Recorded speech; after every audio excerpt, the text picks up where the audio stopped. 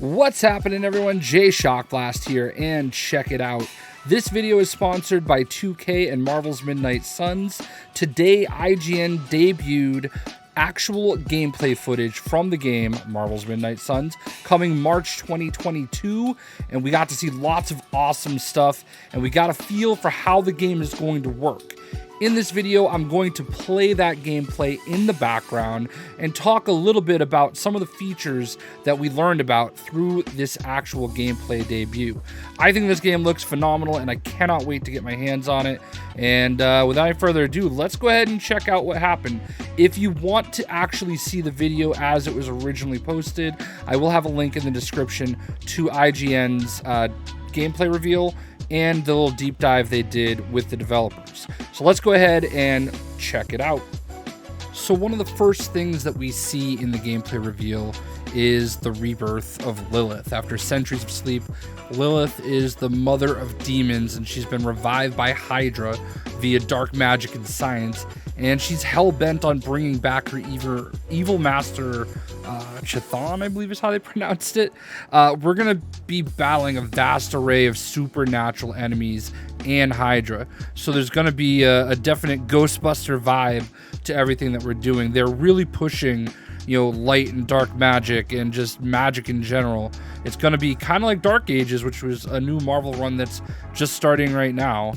Hunter is our main character, and he is the first customizable hero in the Marvel Universe. They show off a lot of deep levels of customization from different pieces of gear, different outfits, stuff like that. There are 12 playable heroes along with Hunter at launch, and so far we've seen 9. Nico Minoru from The Runaways. We've seen Robbie Reyes, Ghost Rider, Doctor Strange, Captain America, Captain Marvel, Iron Man, Wolverine, Magic, and Blade. Someone on Twitter said there were hints of Scarlet Witch, but there's 3 more characters that are set to be revealed.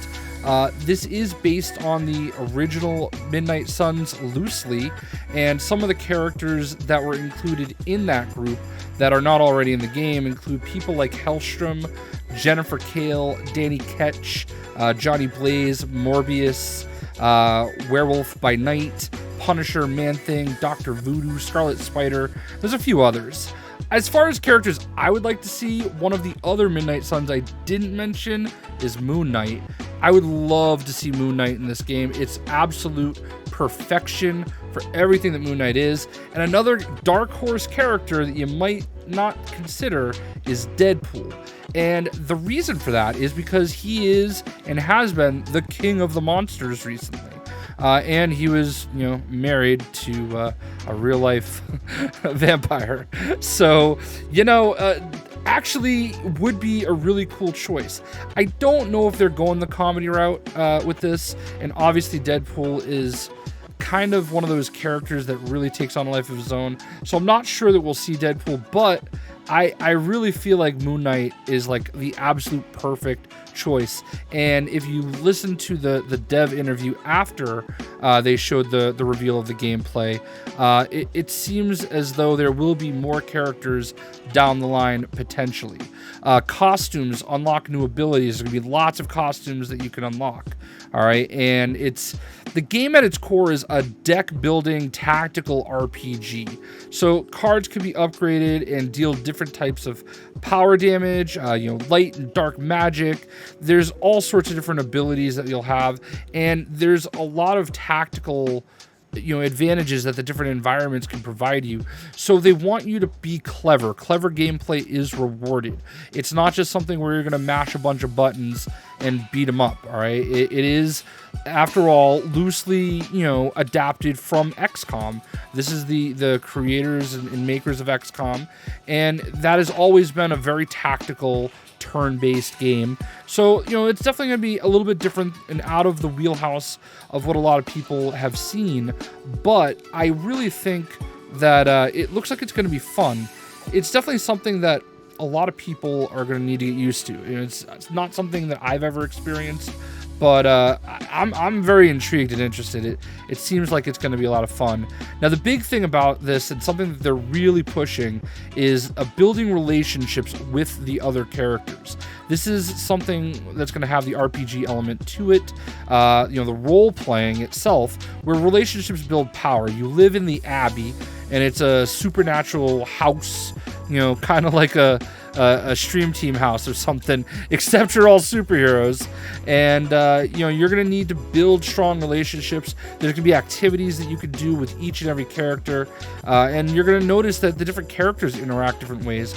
One of the things that was brought up is that this is an entirely new Marvel universe, so some of the characters may not interact the way that you would expect.